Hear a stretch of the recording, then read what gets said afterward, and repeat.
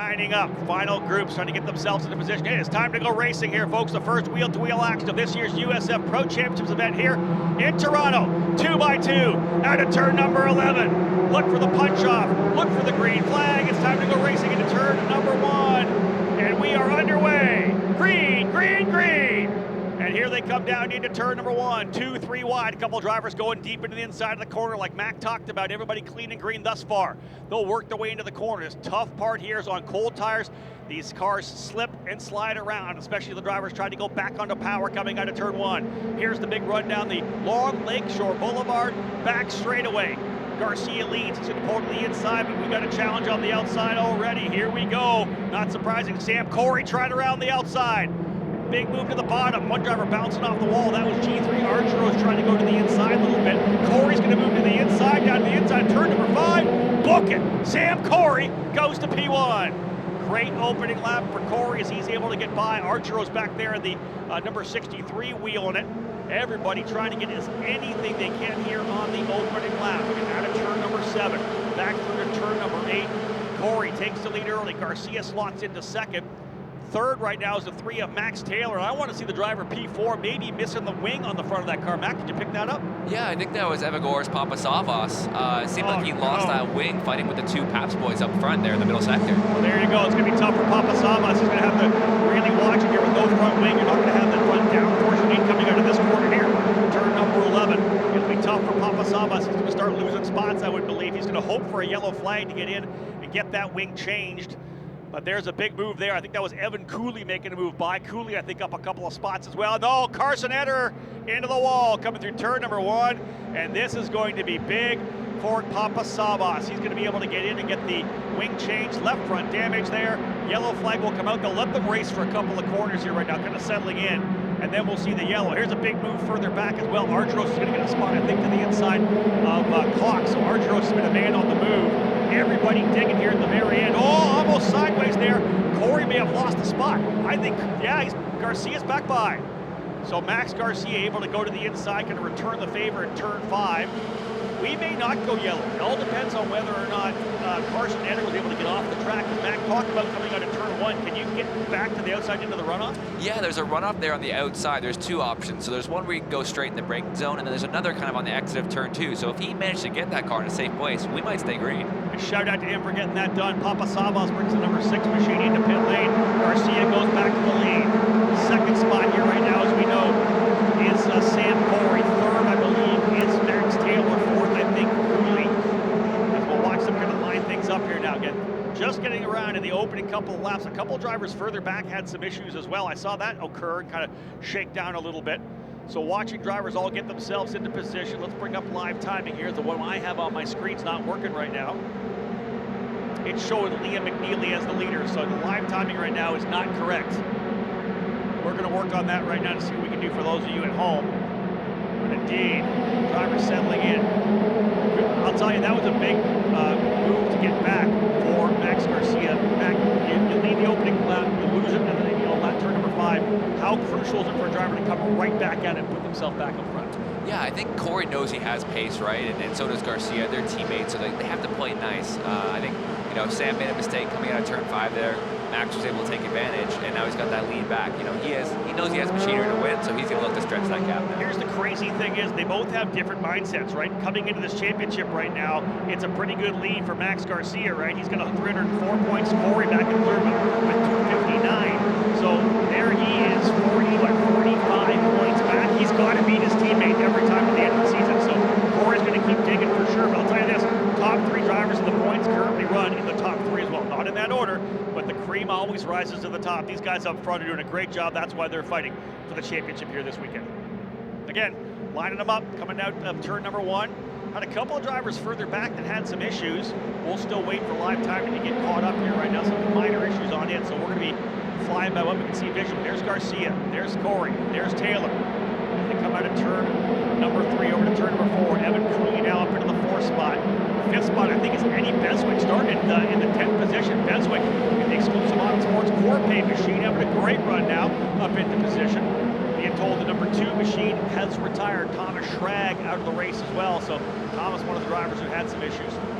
But But how about that run for Eddie Beswick right now? The first time running a USF2000 car. He tested it at Audubon back the first time here in Toronto, 10th to 5th. Super impressive as a rookie. I mean, brand new to the series, and this place is not easy to show up at and be quick. So he's doing an incredible job there running inside the top 5. Again, able to kind of get out of the way of some of the chaos. You can see the Taylor continues to push. There's Cooley, there's Beswick, and then you've got the number 8 of Costello right in there as well. Those are the drivers who are working their way forward. Michael Costello, who started a little further back. He started 11th. He and Beswick have kind of come to the front together, I believe. Argero's making a look to the inside as well. He's trying to scrap it out here, I believe, with 91. That will be Joey Brienza in the 91 machine. Brienza started 7th, running right there at the tail end of the top 10. That's a big scrap further back. And Argeros, who started back in 15th, has been a driver who has been aggressive here. He's going to try to go around the outside, down into turn number 3. It's still Brienza on the inside. This will be tough coming back around the corner. Can he hold the top side? Oh, a little bit of contact there potentially. And further back, Hudson Schwartz in the middle of the fight as well. A good old-fashioned USF 2000 dogfight right now as they go at it. Argeros is in there, as is the number 1 of Nicholas Giafoni, and Argeros a little wide coming out of turn number 7. Number 6 rather. Let's talk about that a little bit. That 5-6 combination. When you're on in 6, if you're on the outside line, what kind of grip do you have out there, Mac? Not much, to be honest. You know, the bigger cars like IndyCar, you know, the USF Pro guys, we like to run really tight up against the wall. So if you get kind of that half car or one car with 2 wide, you almost have nothing on the outside of T6. Big issue there almost for Costello, but here's that next group right now. Oh, great scrap. All the way back to the number 12 of Maxwell James having a good run. Here comes a new wing, I believe. That might have been Papa Savas coming in. A couple of drivers having issues early on. 6 laps down. Indeed, pushing hard to work their way forward here once again. I believe we're finally getting live timing up where we need it to be. Indeed we are. Garcia leading the way. Corey in 2nd. Taylor, Cooley, and Beswick top 5. Liam McNeely runs 6. Cox 7th. Costello 8th. Brienza 9th. And Hudson Schwartz in 10th. So Argero's moving back a little bit here. Good early fight. Right in there as well as Quinn Armstrong. It's a good scrap right now just outside the top 10. But up front, the 2 Paps cars looking good. Max Garcia and Sam Corey. This is a fantastic fight here.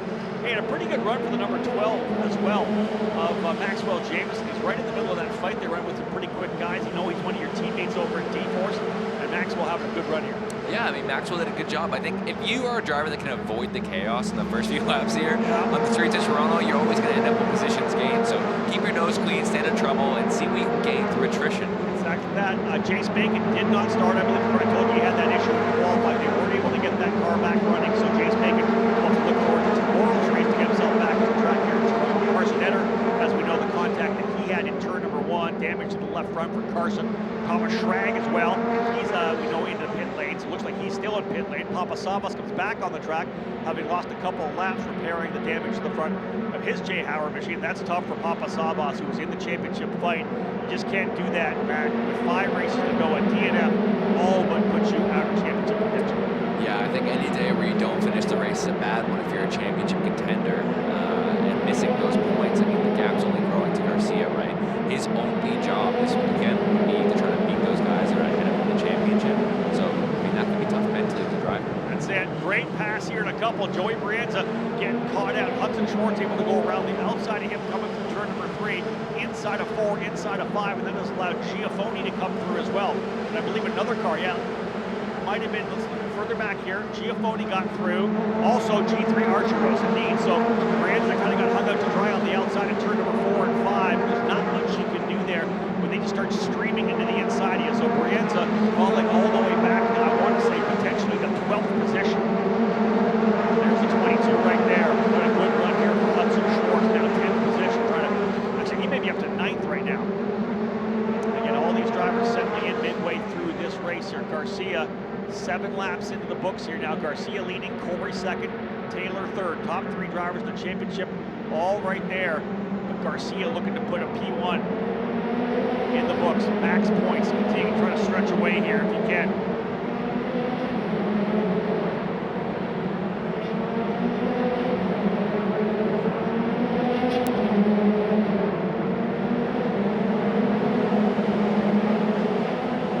Garcia up front, as we said, in that number 24 machine. This is the battle here for 5th, though. That is Eddie Beswick, Elliott Cox, and Michael Costello. They're lining up. It was a good run for Beswick, who started 10th, got himself up to 5th, but he's in the middle of, I would expect to be a race-long battle. In fact, there's the move there, done to the inside. He's going to go back 2 spots.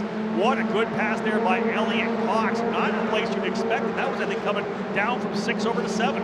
I think he surprised him there, right? That was a bit of an aggressive move, and Elliott got the job done. Anytime you can kind of surprise the driver in front of you and catch him off guard, it's a good opportunity. Yeah, Beswick had to open the door, not to get into Cox, and then allowed Costello to come through as well. So Eddie Beswick's going to go back a couple of positions into, I believe, 8th position. Cox now up into 6th, Costello 7th. McNeely was able to get by Costello as well, so you move McNeely now up into 5th. So Liam McNeely, the British driver, debut year here running in the USF Pro Championships, 2 times a winner in USF Juniors so far this year, 2nd place in points in that championship. Said, hey, you know what, we got a gap, we're not back on track until Road America a little bit, why not run the USF2000 race? And he's qualified pole for race number 2, currently running in the top 5, a tremendous weekend so far from Liam McNeely, and I'm going to say a precursor of 2025. He's trying it here. Oh, there's more contact. One of the Jay Howard cars, Costello, has made contact with the wall coming out of turn number 4, and he has brought that car to a stop to the outside at turn number 5. Costello from 7th position into the wall, and I would believe he's not able to continue all the way into the runoff. Very likely, there's a late shot at it there. You can see the damage to the right front, stabbing that right front tire, not even wing damage either, so just got the side of the tire, bent one of the suspension pieces off the racetrack for Costello. We are still clean and green at this point here, but unless he pulls into the runoff area, I would expect, there it is, yeah. Double yellows at start finish, full course caution. We will stack them and repack them for you. Max Garcia up front. Mac, how easy is that to do when you're 2x2 trying to come out of turn 3? Super easy. I mean, it gets really tight down there, and I suspect maybe that was either some contact or the inside barrier there in turn 3. So unfortunate to see that for Costello, but he'll look to rebound here in race 2. Yeah, he's shown flashes of brilliance here this year with big speed. He had a really good run to start the season at St. Petersburg, and then got that podium finish at Mid-Ohio. There was a lot of pace for Michael Costello, the driver of that number 8 machine. Costello out of Naples, Florida. And we expect to see more of him. There's G3 Argyros, there's Quinn Armstrong coming through, Joey Peranza. Let's reset it for you as they come back around. It's great to see him get out of the car. Obviously not big damage, but you never know when it's front damage like that. You may have caught your wrist or something like that. We obviously saw it with Alexander Rossi, a very topical question right now, whether or not the wrist was okay, but getting out of the car nicely for Michael Costello. The AMR IndyCar safety crew will get that cleaned up very quickly, so we'll go back to green flag running. We're essentially coming up to put lap number 10 in the books next time. This is it. This is lap 10 here, so put us at the halfway point of a 20-lap race. Max Garcia is your leader. Sam Corey runs in 2nd. Max Taylor in 3rd. Evan Cooley in 4th. Liam McNeely top 5. Elliott Cox running in 6th. Eddie Beswick in 7th. Hudson Schwartz 8th. Nicholas Giafoni in 9th. And G3 Argyros up from 15th. Drivers out of the race so far: Jace Bacon, Carson Eder, Thomas Schrag, and Michael Costello. And of course, Evagor's Papasavas a couple laps back, having to change that front wing from early damage. Let's bring in a 3rd member of our crew here right now, the voice of the Honda Indy Toronto, Todd Lewis. Todd, you've called a couple races already. We're diving into this one here. 10 hectic laps for USF 2000. This is exactly what you'd expect, isn't it, from the USF 2000 cars? We've seen it year after year here on the streets of Toronto. Plenty of action throughout the field. Battle up front, championship coming down to the wire, so everybody's fighting for every position they can get. As I had said from the start of the broadcast, 5 races to go, this being one of them, and Max Garcia with a decent point lead over Max Taylor coming into this race. 46 points over Taylor. No, not quite 46, probably 42 points over Taylor. So again, and indeed, the focus has to be for Taylor on beating his primary competitor, right? Both Taylor and Corey have to beat Max Garcia if they want to close up. So midway through this race with 10 laps to go, here's the opportunity. With full course caution, the field gets sorted out. How aggressive do those drivers want to be? Of course you want to take over top spot. Of course you want to jump out ahead of Max Garcia because he's the championship leader. He's leading the race. You've got to start cutting into that lead. But do you do something that has a low percentage chance of success and hope that it works out? or do you maybe hunt for a lap or two? Well, that's a perfect question for our man here right now, Mac Clark, the Canadian for D-Force Racing. Mac, we talked at the start about the fact that the start's a great opportunity to make up passes, make up positions. Restarts are the next best, right? So you get an opportunity to attack once again on a restart. It's arguably almost better because now if I'm 10 laps into the race, I know what I have with my race car, right? I know what we're capable with. So if I'm Max Garcia, I mean, I'm really hating that caution halfway through the race. But if I'm someone like Sam Coy or Max Taylor, I'm loving this. I think you need to be very aggressive off the restart. Max Garcia is a driver that doesn't make a lot of mistakes. So these guys need to take advantage of this opportunity. Question here, though. Let's bring us right down to it. On the restart, the big run out of 1, all the way down through 2 to 3. Are you a sitting duck up there as the leader? Is the draft just going to pull Corey right there? Or, what do you do when you're a leader in this situation? You're almost a little bit defenseless. Yeah. We saw in the start that Max Garcia had actually had a really good jump coming out of turn 2, but by the time they got to the end of Lakeshore Boulevard, Corey was ahead on the outside. Yeah. So he's going to have to brake really late, try to defend his position. But as a leader, I mean, you're kind of a sitting duck all the way down Lakeshore Boulevard. So let's give you some a little bit of insight into our program as well. You cannot move, you can obviously run defensive lines. You pick your line, but you cannot move across the track in defense of somebody else's movement reaction. So they come out of turn 2 and all of a sudden Sam Corey moves to the right. Max Garcia can't come back to the right to block. You've got to pick your position. So what will he do? Do you think he'll be tight coming out of 2? He wanted to keep it to the inside and make Corey go around the outside of him? You said pick your position. I said pick your poison. Pick your poison. Very but true. Yeah, no, you have to make that kind of early decision to take either the inside or the outside.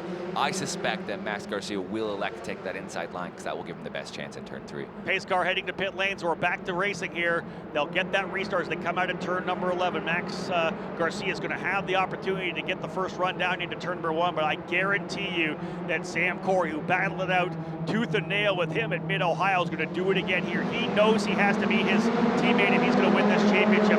You might as well get started here with just 5 rounds to go. Green flag flying back once again. We are back at it down into turn number 1. You can be guaranteed that Garcia is going to be down to the inside.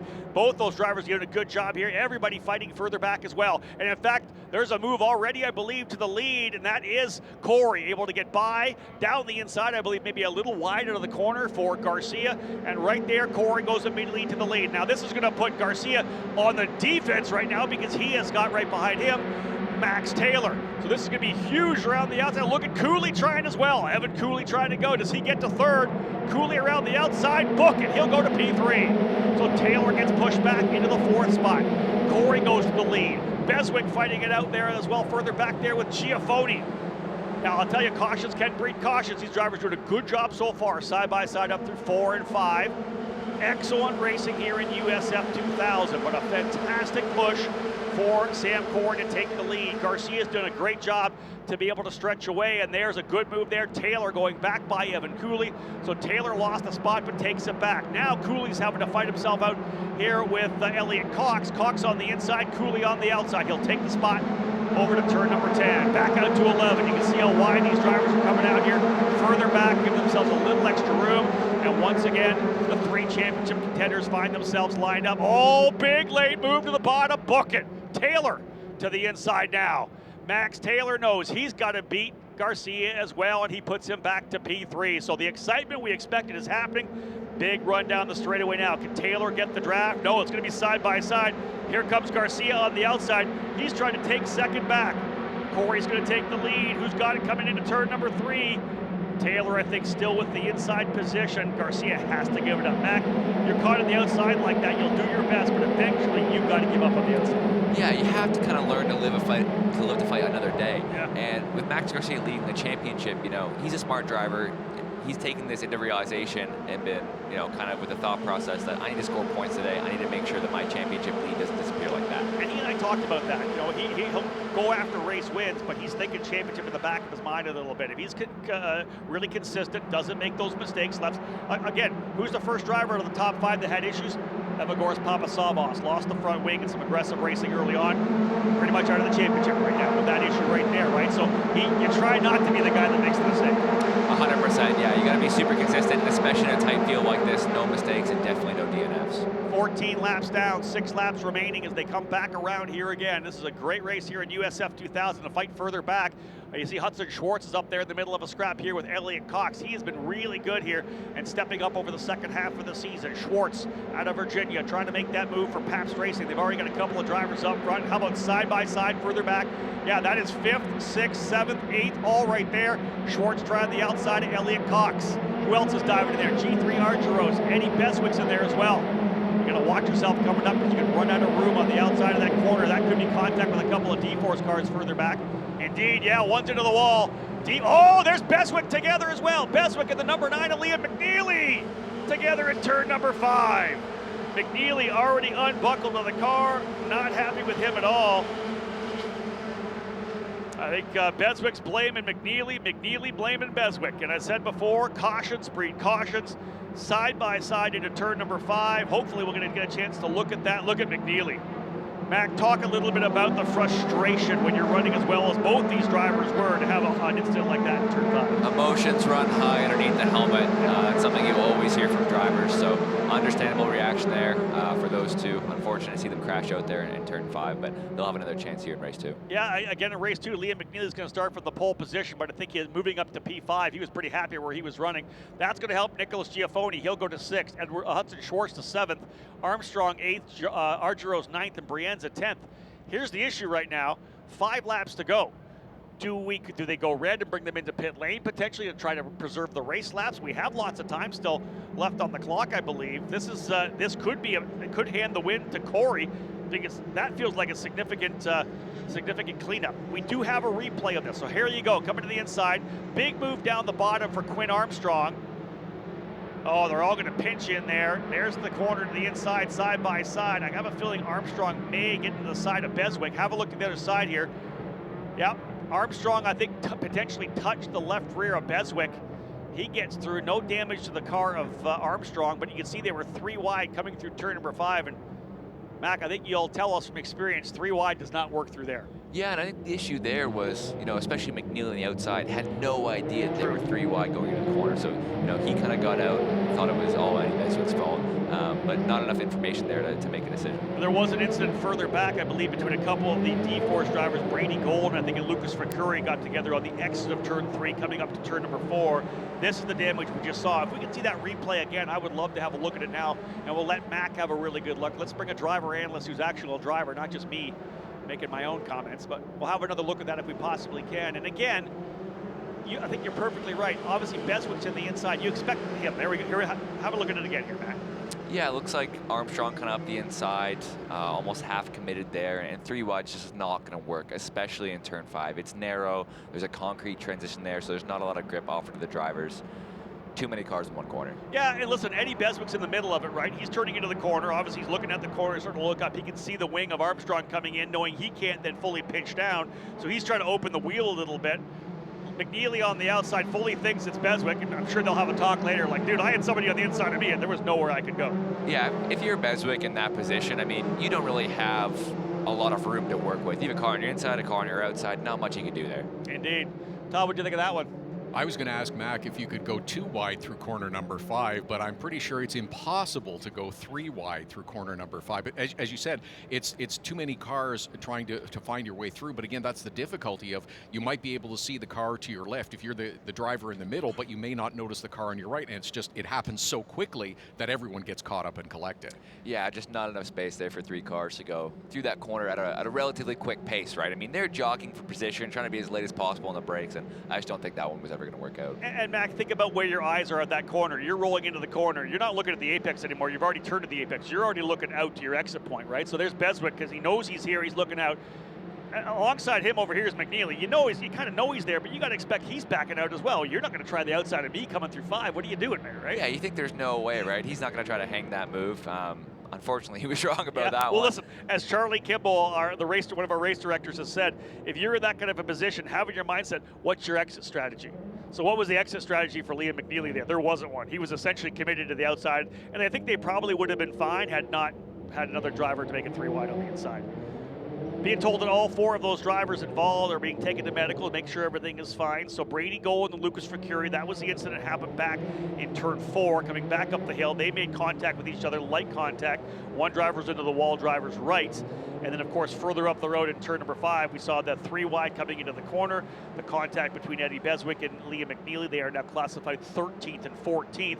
That actually helps Evagoras Papasavas, although he is down a lap. He is now up into the 12th position, so he's gaining some spots here to help him out a little bit, maybe limiting the damage a little bit for Evagoras. Yeah, and I think when you're someone like Evagoras Papasavas and you're in his situation, you know, we still have, including this race, 5 to go, right?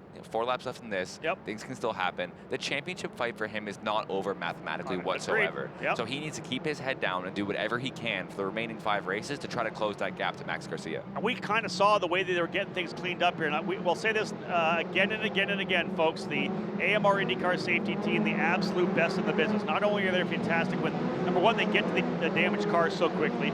They're there to make sure our drivers are safe and healthy. They know our cars very well. But then when it comes to the cleanup, these guys are unbelievable getting the track back to green. They know it. Here's the work continuing over here right now. The issue, I believe they have, yeah, these cars are almost locked together here right now. The problem is with 2 separate incidents, they've got to go back and they're essentially trying to clear up the incident over in turn number 4 right now before they bring the cars over to turn number 5. So one incident could have been an easier cleanup.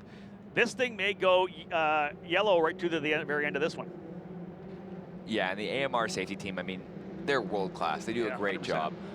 But split resources here, right? You have 2 different incidents within the same part of the track, so not really sure. Maybe we'll get like a little green-white checkered situation. That would be awesome for us up in the booth to see some tough racing at the end, but not sure how this one's going to shake out. I just don't know right now. The way they are playing here, they're going to come around to get 2 to go. We'd have to go green the next time by. And again, work continues in turn number 4 and turn number 5. Sam Corey is your leader. There you go. They've got turn 5 pretty much cleaned up, or turn 4 rather. But they're just getting started over here in 5, trying to get the car of the 92 back. So again, they're trying to bring this next wrecker in to see if they can't get the 9 of McNeely. So Sam Corey is your leader, Max Taylor 2nd, Max Garcia 3rd, Evan Cooley up to 4th, and Elliot Cox into the 5th spot. He started 9th, he's up to 5th. Nicholas Giafoni runs in 6th, Hutchins Schwartz in 7th, Quinn Armstrong 8th, G3 Argyros 9th, and Joey Brienza rounding out the top 10. For the championship program, although still a good run for Max Garcia, the 2 drivers chasing him most closely, Max Taylor and Sam Corey, are in front of him and going to gain a couple of spots here. Corey also, I believe, with a fast lap of the race at a 112.752, so also give him another bonus point there. I don't know where we're going to be on laps led. Garcia led a bunch of laps, so this one's going to be very interesting as well when it comes to the bonus point for most laps led. But as they circulate around here, again, like I said, it's going to be 2 laps to go when they come back around. So unless they go green this next time by, this is going to go to Sam Corey, and I just don't see it happening right now. I think this one's going to end under yellow.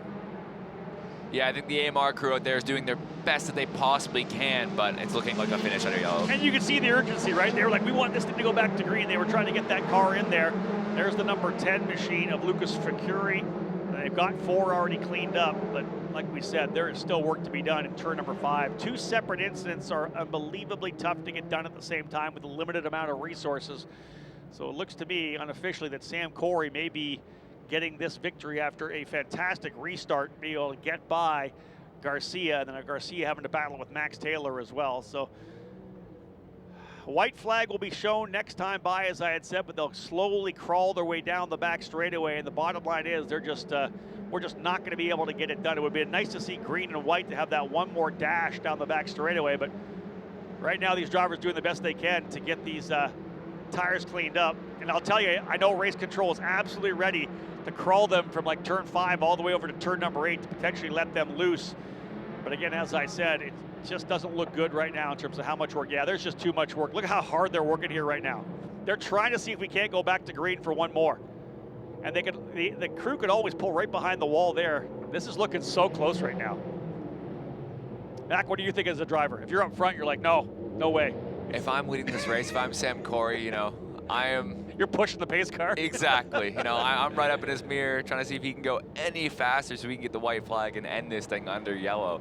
But for someone like Max Garcia or maybe Evan Cooley, you know, you're hoping that this thing goes back green. It's going to be really tight. Look, they're just backing that safety truck back behind the barriers there. So it's going to be close. We'll see how slow the pace car goes to this last sector. I just don't know if it's going to happen or not. 2 wins on the season already for Sam Corey. Picked one up at NOLA and one at Road America as well.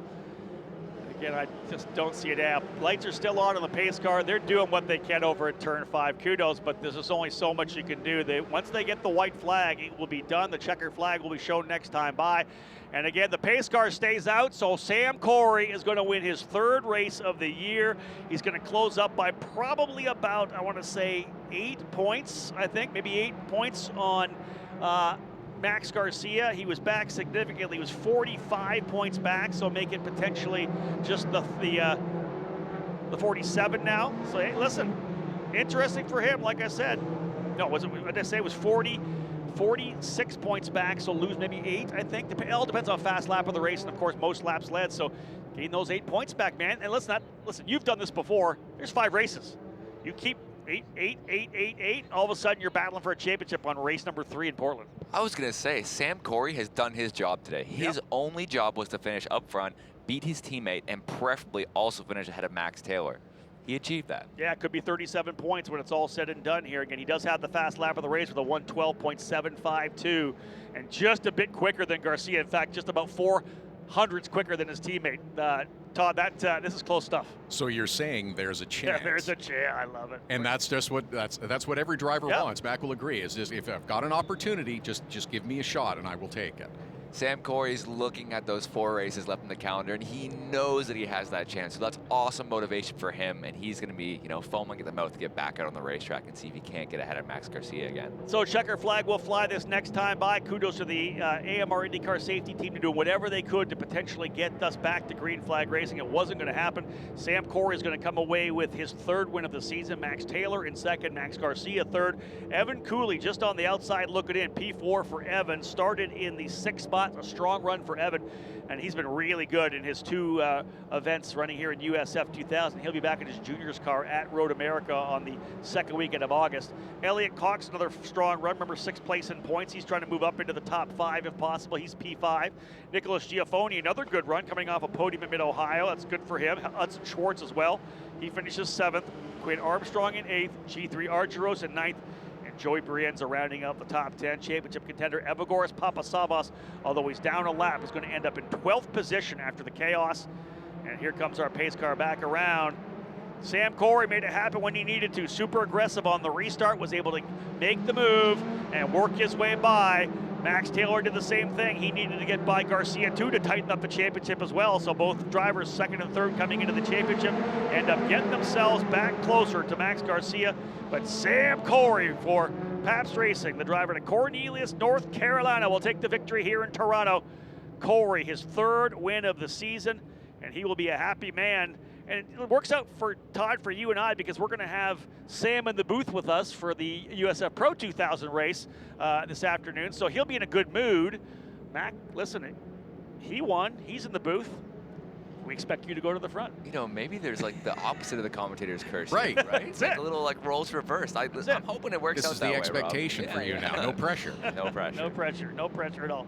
Mac Clark. Hey, listen, thank you so much for joining us, Mac. Listen, I know how much and how hard you guys work. Your whole team, your dad, everybody working on trying to put it together. You want to try to move up next year to the Indy Next Series. It's a lot of money, as we know, $1.5 million. I know you're working hard. Tell me some of the people that are making it happen for you right now. And I know you're still searching for those investors, those partners, to try to keep this dream alive. Yeah, it's all about generating a team around the entire racing program, right? Racing's an expensive sport, like you mentioned. We wouldn't be on track this year without our big 3. They're here with us this weekend. Super excited to have everyone here at home in Toronto. Clubline Motorsports, TNG Exotics and Limited Editions, and actuarial risk management, a big part of our program. And like I said, we wouldn't be racing without them. If people want to follow you, where are you on social media? How can they get a hold of you if somebody out there says, hey, listen, this is a young Canadian driver. I've been following Hinchcliffe and Wickens and Tagliani, Greg Morrow over the years. We need another Canadian in IndyCar. How do they follow you on social media so they can drop you a DM and get involved? I'm big on Instagram, so _Matt Clark on Instagram, MAC, and then I have a website at mattclarkracing.com. So those are my two main hookups. Matt Clark needs help, folks. Let's step up and get this guy into IndyCar. Todd, you and I have had a chance to follow his career, and I know you've worked with him quite a bit, so we just want to see Matt in IndyCar. He is continuing to climb. It's a challenge. It's difficult, and you're right. Without the help and supporters that Mac has been able to cultivate with his dad, Stu, Mom Shelley, and everyone has contributed. So it's nice to see the rise. Just a couple more steps to go to IndyCar. And I have said this before, and I've been doing this for 30 years now. There's just that short group of people that have all of it, right? Both in the car and out of the car. Mac's obviously one of those guys. He understands the business side of it. He can get the job done. We talked about his championships earlier. So again, congratulations to you. Everything you've done. Thanks for taking some time with us, and best of luck today. Big thank you to you both. Thank you for having me in the booth, and I'll go out there and look to put on a show in USF Pro 2000 Race 1. I hear a car rolling into victory lane, folks, and that will be the 23 of Sam Corey. This kid is going to be fired up with this one here. What a tremendous opportunity for him. And there he is right now, getting ready to get out of the car. Team owner Augie Papp's coming for a chat. This is what he needed, man. He needed these results. He needed to get a finish ahead of his teammate Max Garcia. He did it at Mid-Ohio, and he has done it here as well. The point championship lead shrinking down. Closer comes Corey. But this is what every driver wants at the end of the race. You want to climb on top of that car and enjoy yourself. There it is. I like that one. Sam Corey with the win for Pabst Racing. In fact, Pabst Racing first and third and seventh with Hudson Schwartz. Big one there for Corey, Max Taylor, and Max Garcia as well. Todd, I'll let you run it here for a second, and I will head over to victory lane so we can get things underway. Things underway here in victory lane for the first of 4 races in the USF Pro Championships presented by Continental Tire. 3 deserving drivers are going to help us out here. We have some of our guests from the USF Pro Championships to hand out some awards for us. Let's start with the driver. Point leader coming in, another solid finish. Finishing in 3rd spot for Pabst Racing, Max Garcia. Olivia Carlson will bring that P3 trophy here for Max. He'll be back at it to do it again. Still that point leader with only 3 more rounds still remaining here in this championship battle as we cap things off tomorrow morning in Toronto and head to Portland. Strong run for 2nd place, and this driver has got a couple of wins on the season. He's also the point leader in USF Juniors. P2 today for VRD Racing, Max Taylor. Jennifer Daniel will help me out here with the trophy. Great run for Max as well. This championship tightening up a little bit here after this round in Toronto.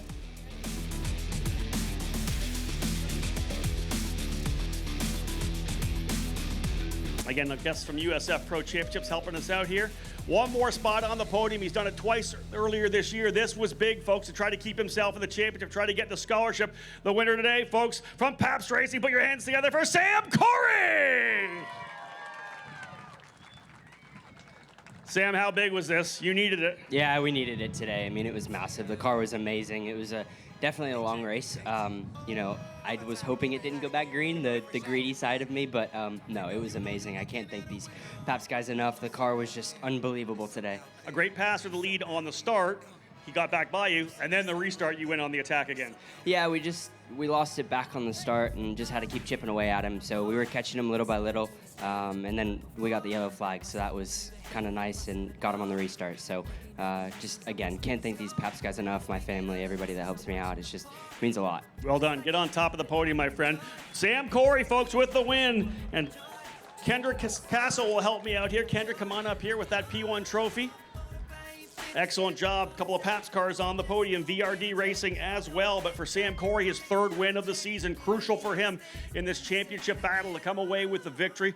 Max Garcia keeps pounding up the results he needs to get things done here. So, indeed, 3 more races still to go in the championship. The scholarship worth over $450,000 to move to USF Pro 2000 next year. This is the future of IndyCar here, folks. The races you're watching this week, and these guys are just a couple of steps away from IndyCar. This was Kyle Kirkwood a couple of years ago, Renus VK. This is where these drivers came from. Christian Rasmussen, all coming through USF 2000, and that's what we do. We develop the next generation of IndyCar drivers for you. And again, lots of great guests joining us here this weekend in the USF Pro Championships program. We'll give a chance for them to come up here onto the podium and gets a shot here as well, enjoying a beautiful day. Chamber of Commerce weather here in Toronto, and the drivers putting on a tremendous show What a crazy battle to the end of that one. We thought we may have been able to go back to green flag racing. The AMR IndyCar safety crew worked their tails off to try to make sure we could go back racing, but it just didn't happen. 2 separate incidents means the assets we have to clean up incidents were separated. They almost got it done. A couple more laps, and I think we would have got at least one more lap of green flag racing, but it played to the hand of Sam Corey today. He needed the victory for sure. He tightens up the championship battle. I want to say unofficially about 38, 37 points back now, something like that. So it's going to tighten things up when we get to Portland for sure. Again, great job by these drivers up front here right now. Of course, as you know, we do the traditional champagne spray. Our drivers here under 19 years of age, so it's probably sparkling cider to be real, but it's sticky, it sprays, and gets the job done. And exactly that, it's practice. So fantastic job again by these young drivers. Always so impressive to see what they're able to accomplish here at their young age. And again, Sam Corey, his 3rd win. All 3 of these drivers winners, multiple time winners so far on the season in USF 2000. Guys, the champagne is there. Do me a favor, your first of 2 races this weekend. Grab that champagne, grip it and rip it. Time to celebrate one more time, folks. Sam Corey winning USF 2000 Race 1 here in Toronto. A tremendous run for him for sure. More racing to come. 1 down, 3 to go. USF Pro 2000 on track at 4:15 this afternoon. Those of you tuning in at home, thank you so much for being part of the broadcast. We appreciate it. On behalf of Anderson Promotions and Continental Tire, my name's Rob Howden. Bye for now.